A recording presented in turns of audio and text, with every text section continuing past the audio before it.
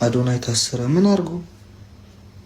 የጥናጃ መንግስቱን በስመ አብ ወወልድ ወመንፈስ ቅዱስ ያገኘው ነው እንደሚያዝረው እንዴ? አሁን እኔ ገረመኝ።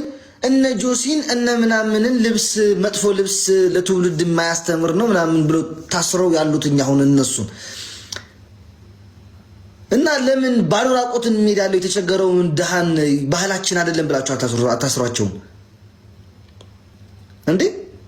ባዶ እግሩን ሄድ ያለውን ሰውዬ ባህላችን አይደለም ብላችሁ ለምን አታስሩትም?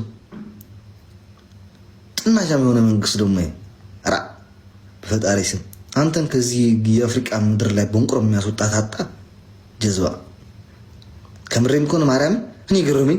የጆሲን የእንትናን እንትን ስንት ድሃ ለደባው ባዶ ራቆትን ባደብታንት የሚሄድ ማርያምን ዋ እስማ አላህ ፈስ ቅዱስ ተው አትበሉኝ። ተው አትበሉ ማርያምን እንዴ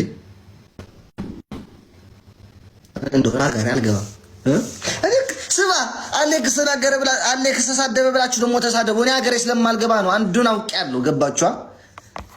ነገር ቤት አውቃለሁ። ኦኬ መግባት እንደማልችል ኢትዮጵያ ላይ ያለው አጅሪት በሙሉ እንደዚህ አፋውን ከፍታን እየጠበቀች እንደሆነ ስለማቅ አገሬን ስለማልገባ ስለማቅ ነው የምሳደበው። አሌክስ ተሳደበ ብላችሁ ደግሞ ኢትዮጵያ ሀገር ላይ ያላችሁ ተአውሩ፣ ወይም ደግሞ ሌላ ሀገር ያላችሁ መግባት የምትፈልጉ ሰዎች ካላችሁ ደግሞ አውሩ። ነገ ትታነቃላችሁ። ከምሬን ነው። እኔ አልገባም ሀገር ቤት። ማቀው ሰው ነኝ። በደንብ አድርጌ ነው ማቀው።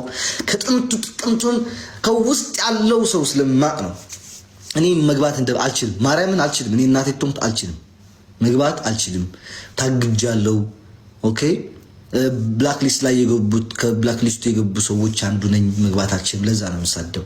እና ደግሞ የጆሲ የምናምን ጀዝባ ሆነህ ነው እንጂ በተለያኛው ሰው ብሎ ማምጣልኝ ማነው ስም ሱሪው ላይ እንደዚህ ያለ ሱሪ የለበሰው ሰው ያላ ጥቁር ልብስ የለበሰው አባቶቻችን እንደዛ ይለብሱ ነበር ድሮ። ማርያም የአባቴ ፎቶ አለ እንዲያውም ድሮ እንደዛ አይነት ልብስ ሲለብስ ጃኒ ጃኒ እንዴ ሰው ቀይ ልብስ ይልበስ ቆማጣ